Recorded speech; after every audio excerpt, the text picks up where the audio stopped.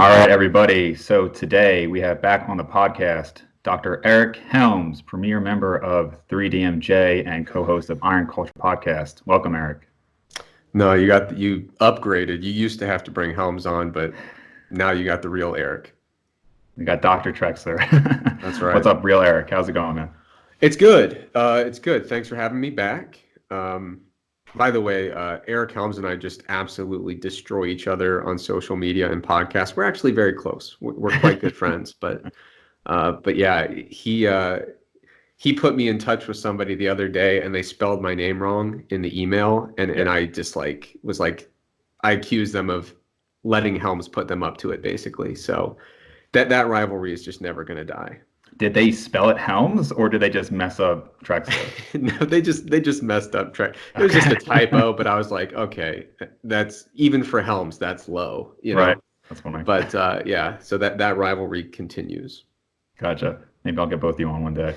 So, as with all of these podcasts, I start with a charity donation. And so today, as I talk with Eric about having to be a little different, so everybody listening, one of my closest friends' father just found out that he has brain cancer, and they have a GoFundMe account for some of the medical expenses.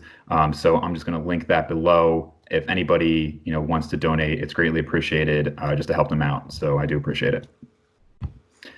So Eric, getting into the topics today, I heard about this documentary called Game Changers. Never heard about it before. Have you ever heard about that? It's like I don't hear anybody mention anything about it. So. Oh, it's terrific. I love it.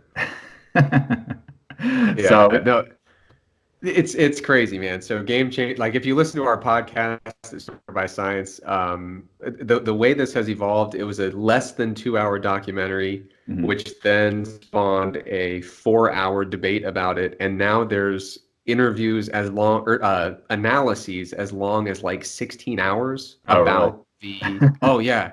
Well, it was like a two-parter. Part one came up and it was 8 hours long, and they were like, yeah, part two is going to be about 8 as well. So we've gone to like, what is that? Almost 20 total hours of analysis about a 2 hour movie and countless articles. It's basically its own field of nutrition science now, is just Game Changers and the resulting discussion. Right. So yeah, so we won't actually dive into it today, but anybody listening, I guess all I would say is don't go to documentaries if you want unbiased opinions about anything. So somebody said that my Game Changers analysis was like totally biased, which really rubbed me the wrong way, because like I work really hard to make sure, like I've turned down a lot of opportunities because I'm just like, no, I'm not going to be affiliated with that because it's just, no thanks. Yeah, sure.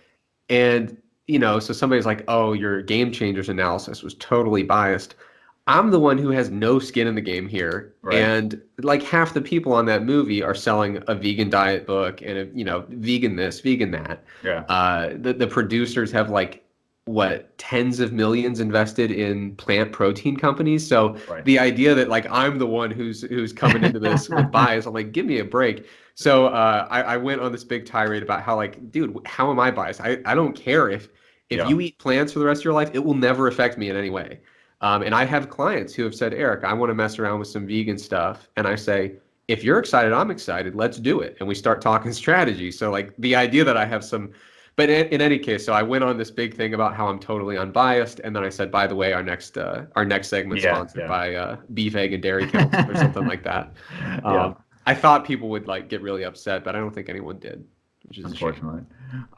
Yeah, it is funny because there was, I won't call him out by name, but I talked to you about him the last time we hung out. That same guy is like, he does research, like he's claims to be very scientific. And we had a brief chat about, he was like, oh, have you seen the documentary? And I was like, I kind of knew where he was going with it, so I didn't want to like, say too much. And he's like, oh no, I thought it was really good. People are hating on it, but like I thought it was really good. And I was like, how do you think it's really good? Like, not even that all documentaries are wrong, but like coming from a scientific standpoint, how could you not see this huge bias there? But I don't know. My whole thing was that it's not that, I want to be really clear about it. I think vegan diets can be used very effectively, and I absolutely understand a lot of the ethical arguments underlying why people select vegan diets.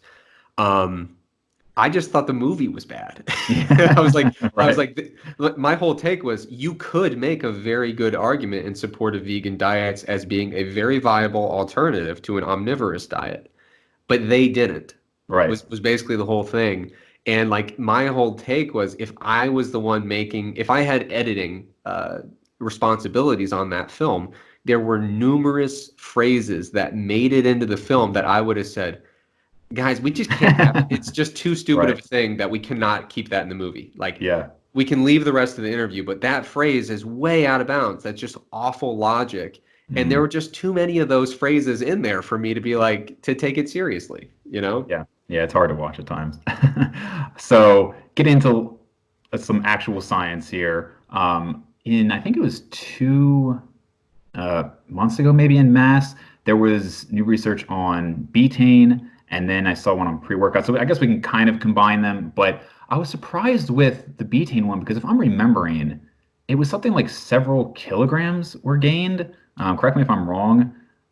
So you might be blending two different mass articles together. So there was an article a few months back about betaine. It was a meta-analysis looking at the effects of betaine supplementation on, they were specifically looking at fat loss, a bunch Okay. of different metrics related to fat loss.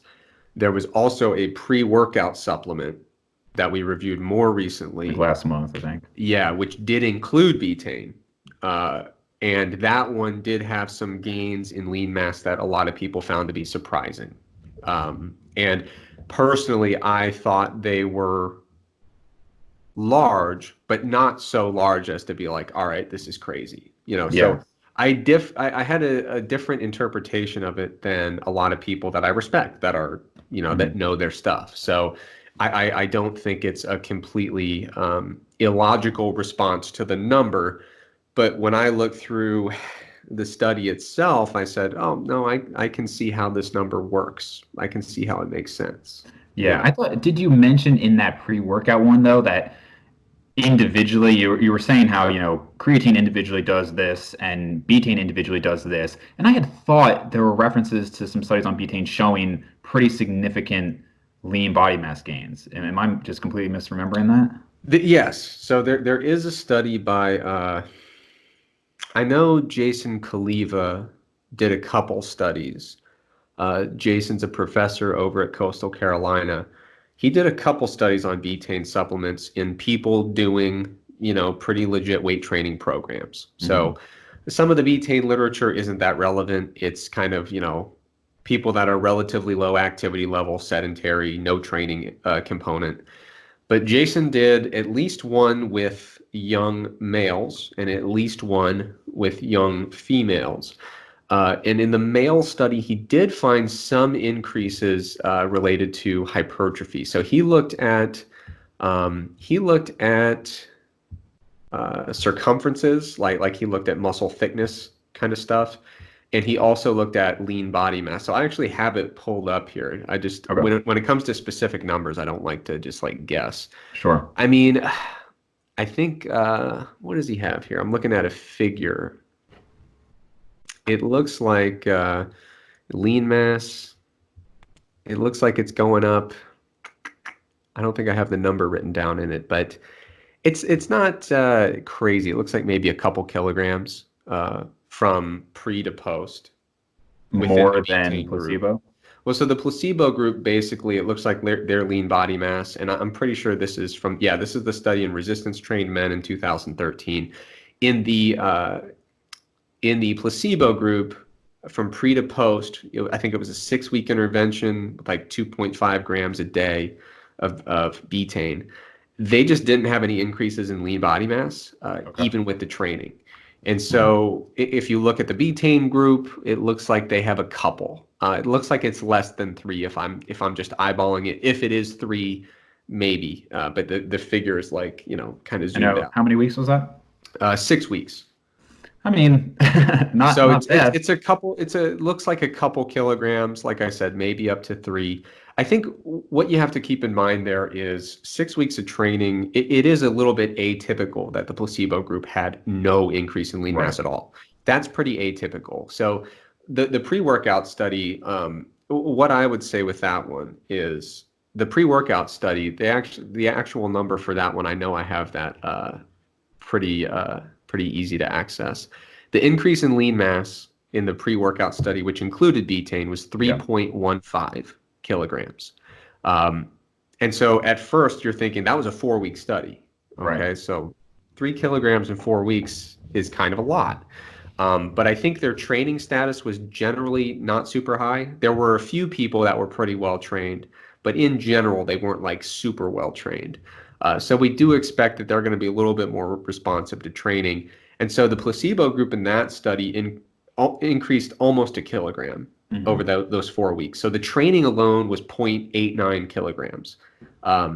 So then we're going from 3.15 basically down to like 2.2, right? And then you consider that there was a pretty solid creatine dose in the product. It was 5 grams a day for a month. So 5 grams a day for a month, you should achieve pretty much any water retention related creatine weight gain that you're ever going to achieve. Right. And in a lot of studies, that is in the range of 1 to 2 kilograms.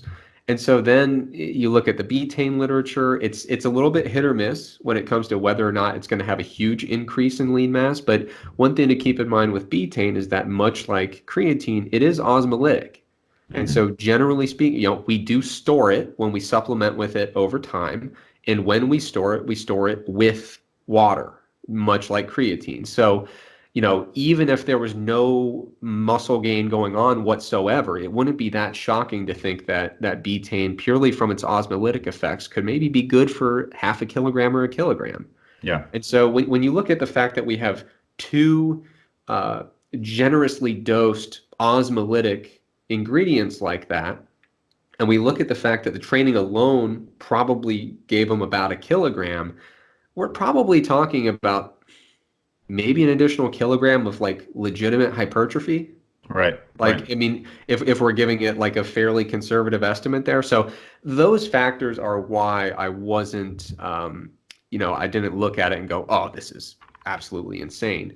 And, Right. to your point about betaine. So I was looking at that 2013 study by Kaliva. I wish I had the number on hand, but it looks like 2 or 3 kilograms, right, over Yeah. 6 weeks. Again, we would expect some of that is just from training, theoretically. It's surprising that the placebo group didn't gain lean mass.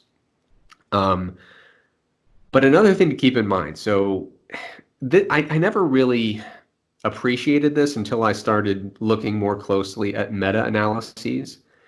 But when you look at the collection of studies on any particular topic, if let's say like the true real world reliable effect we can expect from betaine is an increase in 1 kilogram, totally hypothetical, right? It would be remarkably implausible to think that throughout the body of literature, as we gather 10 or 15 studies, if the true real, quote unquote, real effect, because there's always study characteristics that alter it, right? Like it's the whole idea with a random effects meta-analysis is that this is really a distribution of effects, not a single true effect. But if we say the mean of that distribution of effects is 1 kilogram of lean mass gain over a study, you better believe you're going to see a study or two that's up in the 2 or 3 kilogram range, somewhere it's 0 or -1. What you find is that these studies tend to cluster around the mean in terms of the typical effect of the ingredient. So that's why, you look at studies on virtually any supplement. Like you look at studies with citrulline malate, looking at short-term supplementation effects on strength, endurance, power, things like that. So I published a meta-analysis on that a couple years back now, or maybe a year ago. And so, yeah, you have studies that have like a 0 effect. You have studies that have an effect size of 0.5 or 0.6, but the typical average effect size is closer to 0.2. And so I never, when I see a single study that has, if I would have thought, oh, that'll probably increase by a kilogram, maybe 1.5, and they report 2.5, I don't go, whoa, that's insane. I'm thinking, okay, we've got a little bit of sampling error in there. Sometimes numbers do certain things, right? I mean, what are you going to weigh when you wake up tomorrow? I'm going to weigh 203.2 tomorrow. Right, but if you weigh 204.1, you're not going to look at the scale and be like, "Oh my God, what happened yesterday?" Right. Like these measurements are imperfect in nature. They fluctuate day to day. It's not the craziest thing in the world to think if the real effect typically will be a kilogram or 1.5. Sometimes we are going to see studies where it's 2.5 Right. or 3. So that it's when you start looking at meta-analyses and you see the spread of effect sizes, it really hammers that home. The fact that there's sampling error, there's measurement error. Some of these things fluctuate day to day. So we're really just kind of taking a snapshot of what a person's weight is on that Yep. arbitrary day. So I'm always, I like to be fair when I analyze and have like a critique of any research paper, but I also like to keep in mind, like, before you really start like sounding those alarms and saying like, 3 kilograms is impossible, I think it's more constructive to say, what could lead to, what are some of these sources of gains in lean mass? What could possibly be happening here? And what is the highest number I could imagine seeing in a meta-analysis? Like, what if this is the study that is that top level kind of anchoring that spectrum of the smallest observable effect and the largest observable effect? So, Right. so that's why for any particular study, unless I see a few really big red flags and the number is simply completely implausible, I try to give it the benefit of the doubt and work through some logical steps of why we might be seeing that. So that pre-workout study, or like the study you mentioned by Kaliva, where we saw, I think, like I said, it's probably about 2 or 3 kilograms. I mean, if you told me that you had a small group of male people lifting, if you told me that you were able to put 2 or 3 kilograms on them in 6 weeks without a special supplement, it's Hmm. believable. I mean, Yeah. it's not the most likely option. Like they're probably going to gain a little less than that, but I try to be critical but fair Right. with studies. So if you were telling me this pre-workout put on 8-9 kilograms over 4 weeks, I'd say that's too much for me. Yeah. Yeah. But three doesn't do that for me. And the same thing with that Kaliva study of, two, maybe three-ish. That's not enough to move the needle for me. Yeah. I'm surprised that because you've talked about betaine more than anybody I've really seen talk about it, just because I don't see it talked about much at all. And given some of the things I've heard you say about it, I'm surprised because everybody knows beta alanine, everybody knows citrulline, and both of those, I mean, especially beta alanine, I'm not really impressed with what I've seen in the studies. Citrulline, I think it seems like the more studies come out, the less impressed I am with it. But betaine, I know you said it's kind of hit or miss, and maybe that's why, but it's not the standard in some of these, multi-ingredient pre-workouts. I know it's in some, but I would say I see it less often than the others mentioned.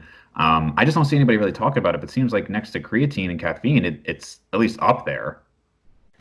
Yeah, I don't know. Well, there's not a lot of research on it, Mhm. first of all. There's some. I mean, I think some of the earliest stuff with betaine was looking at, like, I think it goes all the way back to looking at patients with polio, actually. I'm going off memory with that, but I'm pretty sure that's accurate. It has gotten, it has been used historically in the agriculture industry to uh, to alter the body composition of livestock. I think mostly in Mhm. pigs. I think they use it to increase meat yield and to make the pigs a little bit leaner as well. So the human research just hasn't really caught on. And the thing is, I'm not sure it's a slam dunk. I think it's one of the supplements I consider to be promising, but because there's not a lot of super relevant research, I have talked about it recently just because it's come up a few times. We just scan what the journals are publishing and say, Right. oh, hey, another betaine paper. Let's look at it. Um, so I don't want it to seem as if I'm out here campaigning for betaine as being like a game-changing supplement. Frankly, I'm not quite certain if it's going to really pan out to be a Mm. particularly useful supplement.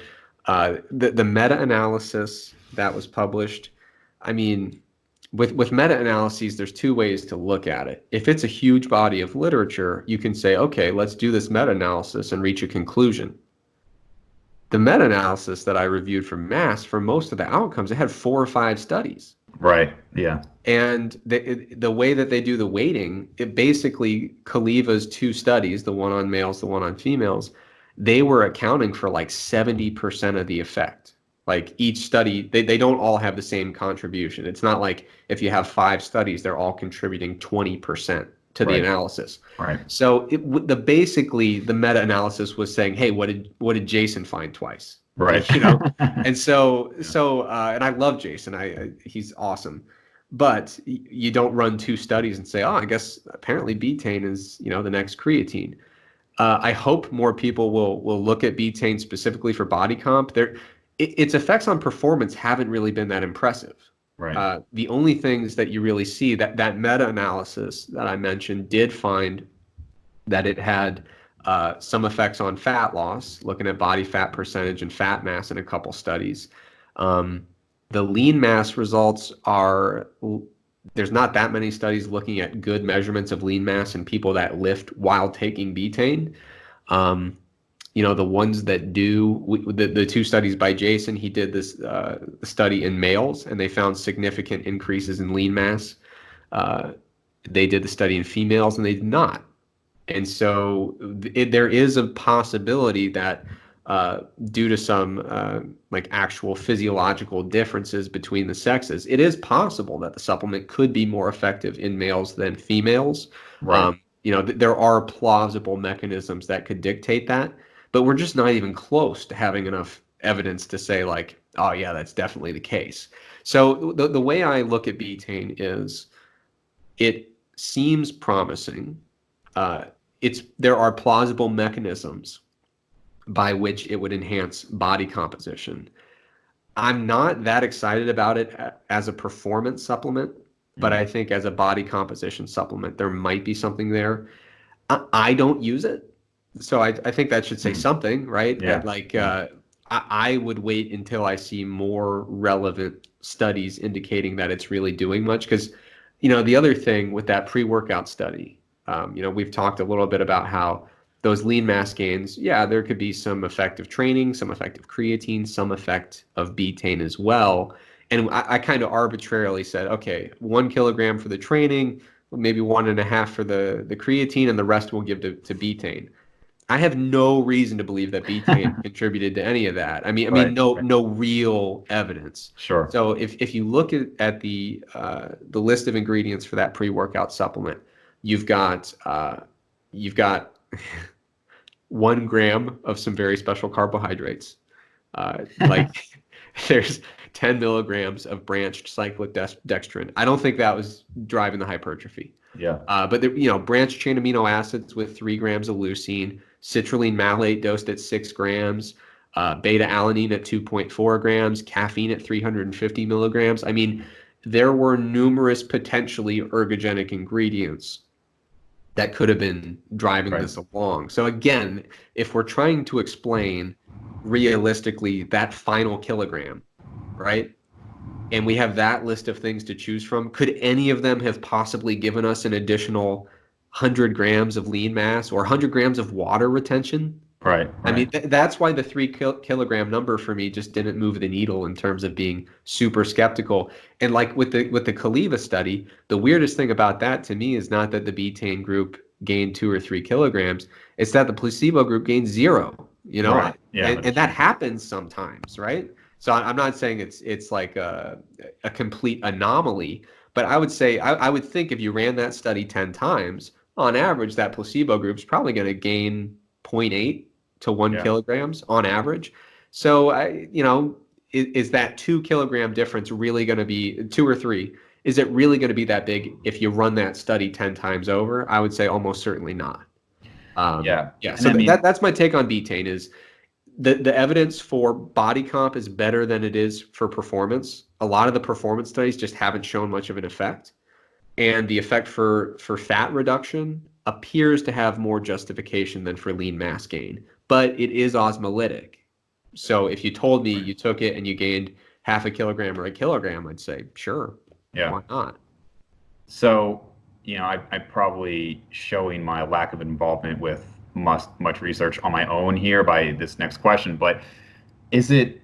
it just seems shocking to me that, we've been studying supplements for so long and there's so many studies out there. And to my knowledge, there aren't many, maybe not any, I don't know, like long-term, like longitudinal studies. And I know how hard it can be to follow people, for a year or more. But it's like all these studies that show these acute changes. To me, it's I don't want to say it's irrelevant. It gives us a starting point, and that's great. But that we don't have, again, to my knowledge, a study saying that over a year, over 2 years, and of course, since a lot of these people are students, or the feasibility is tough. But to not have like any showing that like over 2 years they gain significantly more muscle and maintain that increased muscle, even if they came off the creatine, it wasn't just transient, increases in water or anything like that. And honestly, until I see stuff like that, I don't know how convinced I'm ever going to be. We have all like more and more short-term studies, but I'm still not convinced that like over a 10-year period, it makes much of any difference. I'd like to think it does, but Yeah, I mean, and by the way, before I forget, I did find the number. okay. In Jason's study, the betaine group increased lean body mass by 2.4 kilograms. So pretty good eyeballing that Yeah, at 2.3. yeah. The placebo group increased by 0.3. So it was a difference of 2.1 kilograms, which is meaningful, but not, Right. I wouldn't look at that and say, oh my God, what happened there? Yeah. But okay, to answer your question, it's tough, so I've run studies, right? And so you're going to get a group of students in and you're like, oh, well, a semester is 15 weeks, right? But if spring break is in the middle of it, what are you going to do? Like what are you going to do when you find out that half of your study sample went to where do the kids go these days for spring break? When I was young, it was Panama City Beach, but I think Yeah, I think that's I think done. they still go there. You don't think so? But yeah, so if half of my sample is out on Panama City Beach shotgunning natural lights, and then they come back and dive right back into the program, like, I mean, how am I supposed to interpret these body comp and performance changes? So it's tough, even with a 15-week semester, to actually say, we've got 1 week for pre-testing, 1 week for post-testing. If we can test every single person in the same week, which Yeah. means we probably need to have a pretty small sample, which is going to make you mad again, Dave. Yeah. So It everybody probably says, would. yeah, why don't we have these huge samples for a long period of time? The logistics don't work unless you're willing to give yourself a lot of leeway and say, hey, by the way, during fall break, which we had like at our university, we just didn't train anybody, and they probably Yeah. ate a lot more and totally changed their eating habits because they went home. And during Thanksgiving, they did the same. And if you want to do, I mean, God forbid, if you want to do a 20 or 25-week study, Dave, you're going to run into a between semester break. Yeah. You have to. And so that's an Well, entire let me week or pause you two. real quick, just because, first of all, I've been part of a study too, Eric. My name's on a total of 2 papers. All right, so Yeah. you can fact check that. Okay. But and it was kind of a clusterfuck, even just like being a part of like running that study. And yes, like having college students come in, it's tough. I guess my point is, I do realize that it's tough. I would just think because it has blown up a lot in the recent years, right? There's a huge interest in it now. More and more people are interested, and there are really dedicated lifters. I would just think with so many people interested, some school somewhere, or they could maybe get from a few schools, a group of, I don't know, 20 dedicated lifters, even if it was like 10 and 10, like that would be fine over a year. I mean, I would have done that in college. I would have been willing to, like, I would just think by this point, knowing the need for that after decades of research on creatine and caffeine, that would be done. But maybe it really is just too difficult. I don't know. So one of the issues that also comes into play, because those students are there and they want to do the studies and they're willing to make a lot of sacrifices to do it. But the people who care enough to want to do the studies that badly almost always can't do your study. Because you basically have to say, so you're really into fitness, right? You don't take any supplements, do you? Because if you've taken supplements in the last month or 2 months or 3 months, then you're out. And so like that immediately, like if you've been on creatine at all in the last like 1 to 3 months, you're done. These people are purportedly super into fitness, right? How many people that are really into fitness, do you know that you could say, hey, listen, for the next 24 weeks, you're either going to be on very generic program A or very generic program B, and you can't do anything outside of that. Right. They don't get to do the thing they love anymore. Sure. Essentially, like, so there are it could be done. I don't want to sound like I have this total like defeatist attitude. Yeah. It could be done, but this is just to kind of frame some of the logistical barriers when it comes to finding people who are dedicated enough to do it, but also willing to forego freedom over their diet and their training, and people who want to be there over winter break and summer break and all these kinds of things and spring break. Logistically, it's extremely difficult. I would like to see to be useful. I'd like to see studies that just give themselves, hey, we took spring break off and then picked back up. Like, right. I'd love to see that in a paper and say, fine. I think people should do more multi-site trials where 2 or 3 different universities do the same protocol and combine all their results. We have the tools to do that in terms of analyzing the data properly and logistically making it work that way. They do multi-center trials all the time in other fields. I think exercise scientists should say, hey, how do we go from doing 12 participants to doing 48? We get 3 of our best buddies that also run a lab. We see them every summer at the conferences, have lunch, plan it out, and put this thing together so that we can start actually getting some solid sample sizes going. I think the sample size issue is a lot easier to solve than the duration issue. The duration issue is tricky, and that's going to come down to a couple things. First of all, I think we do have to be a little bit more forgiving of if a study just said like, hey, there's like a week or a week break in there where everybody left campus, so we just paused it and we picked back up. You'd kind of have to make that concession in some cases, depending on the study. That could be forgivable, or maybe it's just not. Maybe it just can't be done for certain studies. It depends.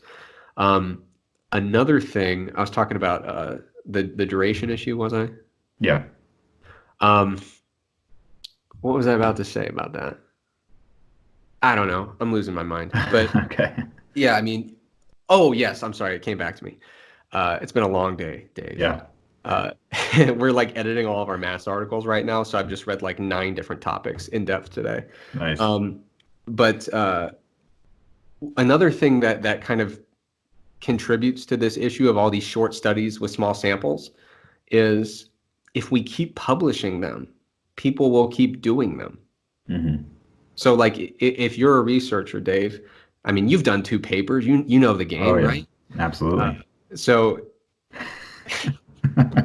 I'm just messing with you. But no, so you do these studies, right? And you tell a professor who their department is telling them all day, you need to publish a bunch of papers if you want to get tenure and keep your job, basically. Because if you don't get tenure, they make you leave. And so you tell these professors you need to publish a lot of studies. And whether you do a 48-week training intervention or a 2-week intervention, it's just a paper. So like you have to give those researchers some kind of incentive and say, if instead of doing 16 small interventions, you do one absolutely phenomenal intervention, there's got to be some kind of incentive there. But if we keep publishing super small samples over very short durations, I do think that it's going to be difficult to convince a lot of these research groups that they should invest the time and resources, especially when you consider, I mean, for someone who's already kind of established in their job and tenured, like, yeah, they do tend to run the longer studies. But a lot of people who they see the clock kind of ticking and they're like, I need to publish or I'm going to get fired, essentially effectively fired. They need to publish now. And so I think that contributes to doing studies with smaller samples and shorter durations. Yeah, it's interesting. Yeah, I didn't realize that, but it makes sense. Yeah. So switching more towards diet here, there was that paper, and I forget who wrote the paper or the summary of that LeanGains time restricted feeding. It's probably me. Okay, If it was probably. recent, it was me. Yeah. Yeah, yeah. And basically, what it had shown was that, first of all, it's really not that different than what a lot of people do, right? Like you're kind of just skipping breakfast, which is, so Martin Burkink made it really popular with Lean Gains back in 2011. Greg O'Gallagher kind of repopularized it, I guess, on YouTube and everything like that. But the idea is really just an 8-hour feeding window, which for most people is kind of similar to what they already do. Um, the study showed, and something that I've said since I actually started doing it, at least originally back in 2011, and it was just hugely convenient. That's what I always said. It's like, I can't say that the results were any better. I don't believe that they really are. It was just for somebody who, was in college, who used to bring protein shakes out to like parties because I was just obsessed. It was hugely convenient to think, hey, I can stop eating at 5 o'clock and it's great. And I think that's what a lot of people are finding. But this study, or what is it, just one study, right, that had just recently come out, I think it talked about how there weren't significant differences in lean body mass, but that there were some improvements in health markers. So I have some questions about it, but I don't know if you want to give a brief summary any better than that. Yeah. So with the time restricted feeding study that I looked at, it was by Tinsley and colleagues. And, I've talked about Jason Kaliva, who I'm a big Kaliva fan. He's a friend, but he does good research. When it comes to Grant Tinsley, I'm the same way. I think I founded the Grant Tinsley fan club. I love his work. I think he does a great job. He's also a super nice guy. But Grant did this paper. It was very, very thorough. There were a lot of different outcomes. For my write-up, I focused on the more performance body comp side of things. So Right. health markers, none of them come to mind, but that doesn't mean they weren't in there. There were a lot of variables in the study because it was thorough. Yeah. They measured a lot. I focused in mostly on the performance and body comp stuff because I'm selfish and that's the stuff I focus on. Like I'm Yeah. not a health practitioner, so I'm not out here to cure diabetes. Mm. That's way more noble than what I do, so I'm not downplaying it, but it's not my role and it'd be irresponsible for me to pretend I'm that guy, right? But in any case, so what they did was time restricted feeding with an 8-hour feeding window. But what they did is you can tell with the evolution of this research, they've kind of adapted things over time. So they used to do a lot more short feeding window stuff. With this one, it's 8 hours, which isn't super short for a feeding window. And one of the things they noticed in a previous study they did was some of the people just weren't eating enough protein. And they're like, that might be a confounding influence here. So for this study in resistance trained females, they made sure that they were all eating enough protein. I think it was somewhere in the ballpark of like 1.6 grams per kilogram. It was definitely, in the range that you'd say, yeah, that's plenty of protein. That's great. Hmm. And so it was, I think it was an 8-hour, or I mean, a 8-week intervention. It was like 6 or 8 weeks, I think. I'm kind of going from memory here, but Yeah. basically the results indicated, yeah, it was 1.6 grams per kilogram over 8 weeks. And whether they were doing the time restricted feeding or their normal feeding window, which I think tended to be, yeah, is like probably somewhere between like 11 and 13 hours, if I were to guess. But whether you were doing time restricted or normal feeding window, the results were just extremely similar. Yeah. Now, they took a lot of different outcomes. So you can look at one specific body comp or performance variable and say, oh, that one was a little different with this. But overall, you couldn't come anywhere close to saying that one approach was better than the other overall in terms of body comp or performance. And, I'm a competitive bodybuilder and I have clients. And this is one area where I've really evolved over the years in my thinking. The theoretical concept of relatively frequent, evenly spaced protein feedings it's great. It looks beautiful on paper. And you say, yeah, that makes sense that you would feed, wait, and get that, as many times as you could within the day, as many boluses of an effective protein dose as you can. But the more that the research comes out, when people are on a reasonably effective training program and they're eating, a reasonably high protein diet, there's just not huge differences that we're observing in these types of studies. And there's not a ton of them, but there are a few now. Hmm. Tinsley's done at least one in males where he was like second author.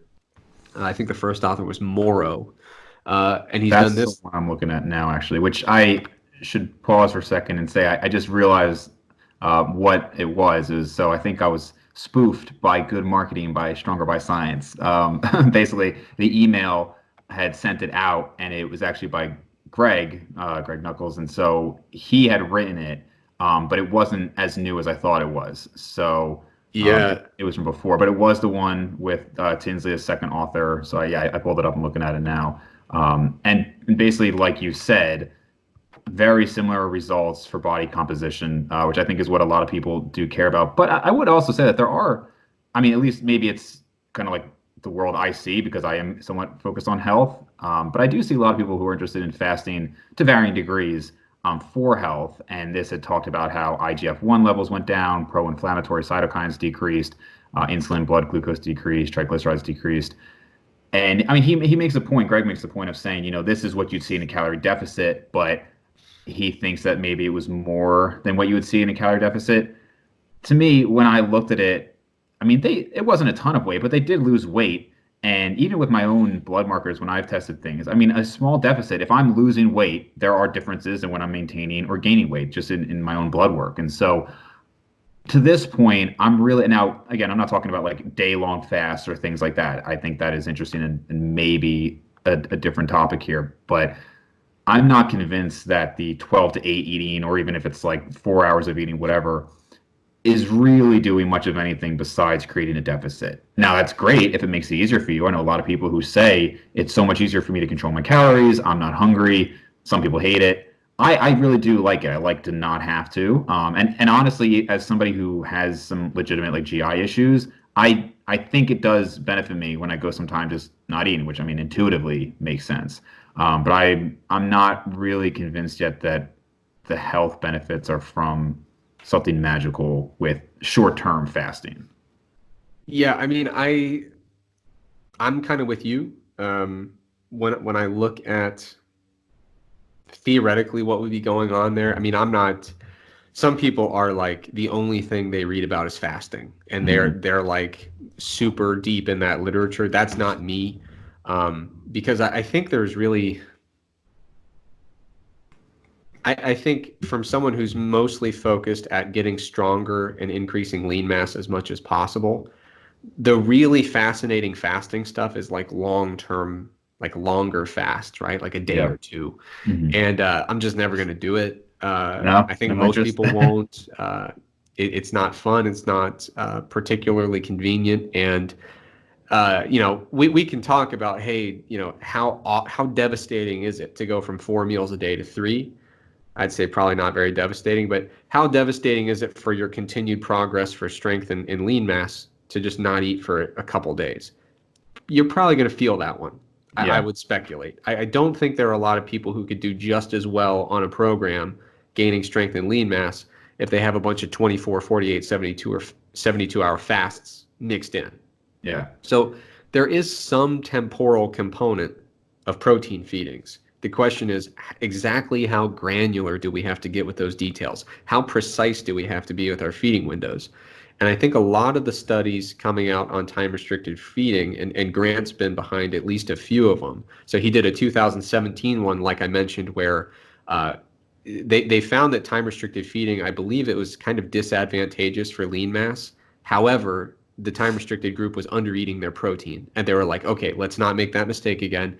They've come back, they've done the one by Morrow and then this new one by Tinsley, and it looks like if you're getting enough protein and you're training hard and you're eating every day, uh, an 8-hour feeding window seems to be sufficient for these types of study designs.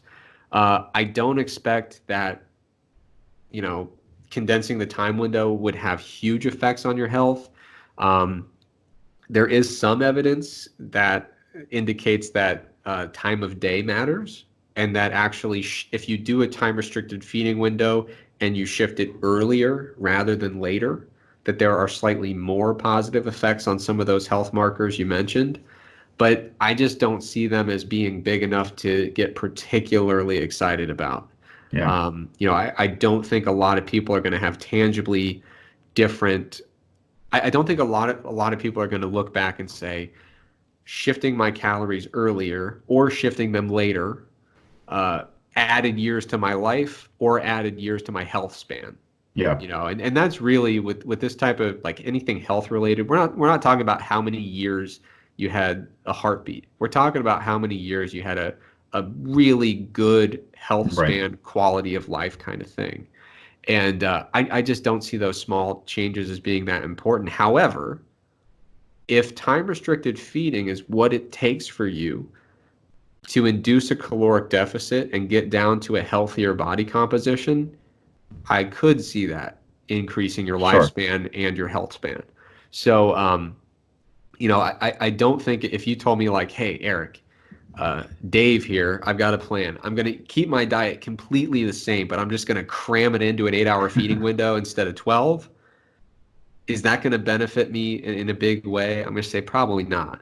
Now, Yeah. if you were trying to lose weight and you try to cram it all into 8 hours, but are unable to because you're getting too full, and because of that satiety, you're just not eating as much as you used to, then our weight loss is rolling, and getting to a healthier body composition is going to be positive for your health a lot more than random little fluctuations in this metric or that metric. So I think it's a viable strategy. Like I said, my thinking on this has changed a lot in recent years because I used to just say like, hey, just get 4 or 5 meals a day, space them evenly, and that still is my starting point. I Hmm. think based on the theory, it makes sense that would be a good starting point. But when I have clients who say, Eric, my schedule is crazy busy, or I'm just hungry all the time, or any number of reasons that I might consider the strategy, I'm way more willing these days to say, cool, let's go with time restricted feeding. Let's try 8 hours. In some cases, I might go down even to 6. I never have, but I theoretically would. Hmm. Usually 8 hours, usually it does whatever we're hoping it would do. Yeah. But yeah, I've become much more open to the idea that even though it's not my starting strategy, like this is right out of the gate what I'm having everybody do, I do think it can be useful. And when if a client tells me, "Hey, Eric, I heard about time restricted feeding, I don't want to do it," my initial thought is no longer concern about losing or concern about sacrificing gains in strength or lean mass. Usually, what I think is these days, cool. As long as we have enough protein and we're training hard, that's going to be a completely viable approach. And if there is any difference in terms of our results, uh, it's probably not going to be big enough to even notice.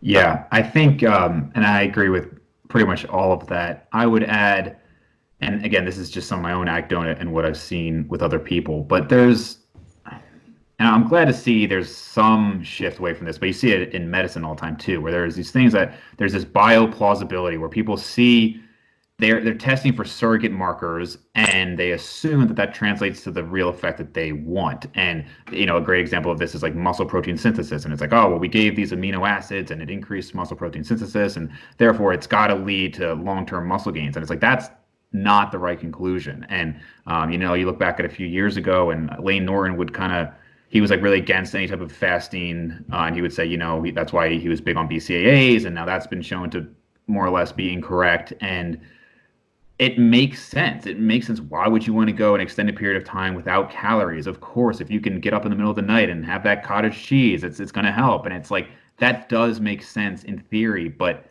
it makes sense because it doesn't have all the information. You're probably missing something because I think at this point thousands and thousands of people have cut to an 8-hour eating window, and it doesn't seem to matter that you have 16 hours where you're not eating. And taking that a bit further for myself, so like I was hesitant to do intermittent fasting. This was my sophomore year of college, and I remember I had gained 7 pounds of muscle or so my freshman year. And when I say 7 pounds of muscle, I mean I had bulked up like 25 pounds. I'd cut back down, and now was now 7 pounds heavier with the same skin folds, waistline, all of that. So I think that's a reasonable way to do it. My sophomore year, I did that same thing, but gained about 8. Now, that whole year, I was doing intermittent fasting. Now, do I think that means it's better? No. I mean, there's probably other differences with how I was training, but it was close enough that I certainly don't think it was worse. I was also, which I would not agree with this, but this is what the guy I was working with at the time had me do, was basically binge and have this giant cheat day on Saturdays, followed by a 24-hour fast on Sundays. Now, again, you could say, well, you ate so much on Saturday, that food was still being digested Sunday. totally possible. I'm just saying that there was that period of time with not eating. And more recently, again, actually just because of the GI issues, I have done quite a few 24-hour fasts. In fact, pretty much every Monday, I've been doing a 24-hour fast where I finish on Sunday night and then I eat again Monday night. And in part, it really just does help me feel better, at least for that day, kind of get rid of some bloat and everything. Now I'm 15 years into training. I'm not expecting to see much of a difference with anything, but I can tell you that it hasn't made me worse. I just hit a lifetime overhead press PR the other day, and that was while I was doing that. So I actually might experience, and like John Meadows, I know he's not like a super scientific guy, but a lot of people know who he is, and he was really against fasting, and now he's all about the 24-hour fast once a week. I really haven't seen any negative, and I know in theory it's like 24 hours. That is a long time. You're not eating, but I actually enjoy it. I do feel more alert. I don't know if it's just because I'm hungry, but I actually feel pretty good that day. Like, I don't get kind of groggy or anything. And at least in my experience, it really hasn't hurt anything. So, yeah, and I mean, we do have some evidence to go with when it comes to 24-hour fasts and things of that nature. If you look at the intermittent fasting research, which in the research world, the LeanGains kind of thing of like 8-hour feeding, 16-hour fasting, they call that time restricted feeding. Intermittent fasting is typically used to talk about like alternate day fasting, where you eat one day, you don't eat the next. Or 5-2 fasting, where it's like 5 days out of the week, you're eating, and 2 days out of the week, you are having like a 24-hour fast. And a lot of times the fast is sometimes not a fast. It's just like your caloric intake is 25% of the normal amount or less. So okay. it's semi-fasted. But Yeah. in any case, the studies that look at that, I'm not aware of any in people that are doing like legit resistance training that are like leanish, healthy-ish, hard training folks. Yeah. I don't believe I've ever seen that. It's usually people that are fairly sedentary, starting from an overweight or obese state and trying to reduce weight from there. So it's a different population and it may very well react differently. In those studies, those types of dieting strategies don't seem to be inherently more or less effective than typical caloric restriction, like a steady caloric intake every day. And that's not a bad thing, right? I mean, so if it's not better or worse, but you enjoy it, then that should be viewed as a good thing, I think, because it presents itself as a viable strategy. I would love to see research on people that are, lifting to get more muscular, like a dedicated muscle gaining resistance training program. I'd be curious to see how that would go. And I would be very willing to embrace it if we have a few studies that say, oh, actually, it's fine. Just like how if you would have told me when I was 19 that you could do like a 6-hour feeding window and be fine as long as your protein was high, or an 8-hour window, I would have said, no, you still got to have breakfast. You got to split it as evenly as possible. And now I'm like, okay, yeah, I mean, it seems to be fine. It's not my starting point where I say, oh, this is where we start and then we adapt from there. My starting point is still a more traditional, typical feeding approach. But yeah, I mean, the research comes out and you say, oh, wow, it looks like it's actually fine. And then you adapt. But for right now, until I see research on it in a relevant population with a relevant training program going on, I wouldn't have enough confidence yet to say, sure, fast for 24, 48, 72 hours.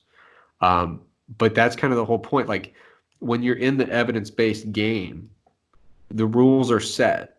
You can either follow them or not. But Right. if there are a bunch of well-done studies come out, thorough, properly conducted studies that say, yeah, 24-hour fast, no problem with hypertrophy and strength gains, fine. Then I'll be on board. And maybe that's the case. But until I see it, I would hesitate to go there, if that makes sense. Totally. Definitely agree. So, just before we wrap up, just kind of last topic. We don't have to get into it much. I kind of want to just hear your opinion on it real quick. I know you love debates, and so there was the Greg Doucette, Mike Israetel debate not too long ago, and basically it was all about failure training. Greg Doucette was talking about everything should be. I mean, he kind of talks in a way that is more extreme than he really believes, but basically very in favor of failure training. And then there's Mike Israetel with the whole reps in reserve and keeping it more conservative. And I really do know I mean great intelligent people on both sides, very accomplished people on both sides. I was just curious for you, what do you personally do? Do you being as advanced in your training career as you are, do you kind of follow the principle of staying away from failure most of the time, or do you feel like no, at this point I need to push everything? And I know basically this whole session sounds like my way to talk to you about mass articles because I know there was another one on failure training recently. So yeah, I mean, since I got involved with mass, it's like a favorite topic of ours. It comes up a lot. Looking at the evidence, it would seem to indicate that staying a few reps short of failure seems to be fine. It doesn't look like you're sacrificing any gains by staying a few reps short of failure. And if anything, you might have a greater potential to recover, have a better effort at your next workout. So, for me, when it comes to failure training, my interpretation of the research that's been done so far is that it looks like if you really go to failure, true failure, frequently, it's going to be less pleasant for most people. I mean, some people are really really love the pain, but it's pretty unpleasant if you're really going there, depending on the exercise. But kind of unpleasant, doesn't seem to be necessary. Has some potential to be a little bit counterproductive, especially if like I have relatively high volume training, so that's a lot of sets to failure typically. I just see it as a low benefit with a moderate risk of downside. So I don't do it much. But another thing to keep in mind when you look at the training literature is seeing how they define failure. yeah. And I think in a lot of cases, people, when they think like, oh, those sets all went to failure, yeah, but like, what is failure? Is failure like, if your life depended on it, you couldn't possibly get another repetition? Or is it just like, oh, yeah, that's, we'll call that a 0 reps in reserve, Right. because those are two very, very different things. I think that people who go to failure several times every single workout, that just seems like a bad idea to me. But Yeah. I think a lot of the people who support training to failure really support subconsciously training to 0 reps in reserve, depending on how you're feeling that day, which is like a very, Yeah. very different thing. Does that make sense? It Like, does, yeah. I think you look at like DC training, which for a while was very popular. And I mean, he really did emphasize going like crazy. Now, I mean, most of those guys were yeah, enhanced, but still, and I would out of all like the studies I would want to see, like the supplement ones we talked about are interesting and maybe some longer fasting ones, but I would really because all these studies are in like beginners, it seems like. And I definitely understand how difficult it would be to get like advanced trainees to do this, if not impossible. But a lot of these guys who do say like push really hard to failure, I mean, they are very advanced, and there is just intuitively, I still don't agree with it. I think it does make sense to keep some in the tank if for no other reason than you can get good effective volume in. But I also understand their argument that's saying like, look, this. I mean, I think the most recent one in mass used like untrained lifters, which I understand that we have to study somebody, but to me, I mean that really does to me seem like not super applicable to somebody who's been training for like 10 years. I would really love to see somebody who's been doing it like 10 years, two reasonably sized groups, just all out to death failure and not, maybe 1 or 2 reps in the tank. yeah. I mean, so the way I look at it is, I wouldn't say you see a lot of people that are pretty advanced doing it, right? And you're saying they have some pretty good gains, like. So it can't be that catastrophic, right? If this Yep. many people are succeeding doing it, it can't be that bad. But what I find interesting is, do we have a lot of people who are succeeding that are not doing it. And so if we've got this extremely inconvenient approach that seems to be pretty brutal, the question is not can it work, but is it necessary? Does that make sense? And so when I talk to someone like Mike Tuchscherer, who just all the, USA Nationals and the IPF Worlds, those platforms are just littered with his lifters. And you talk to him, I mean, load management is something they prioritize, and they're not taking everything to an RPE 10, 0 reps in reserve. They manage those loads effectively, and you can bank on, in a sport that is purely about being strong, you can manage those loads accordingly, very frequently leaving reps in the tank and be consistently among the strongest people in the world. So the question is not, to me, can it work, but is it necessary? And I think the research would indicate, again, with a lot of people that are either untrained or moderately trained, but rarely super advanced lifters, that research would indicate it doesn't really seem to be necessary. And then when we look at the people who are, strongest in the world type people, it also doesn't seem to be a necessary characteristic of their training.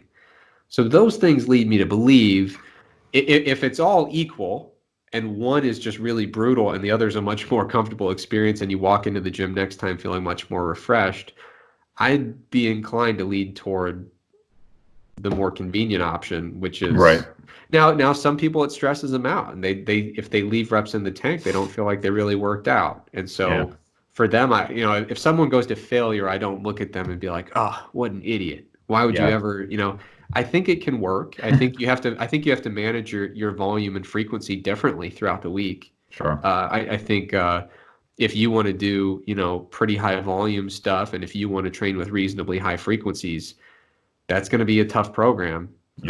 It's not going to be fun.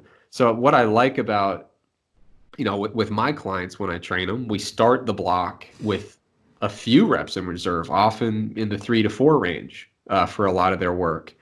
And then what we see is over the course of a block of training, those reps in reserves, as we start tweaking the intensities and the loads that we're using, those reps in reserve values get a little bit lower and lower and lower.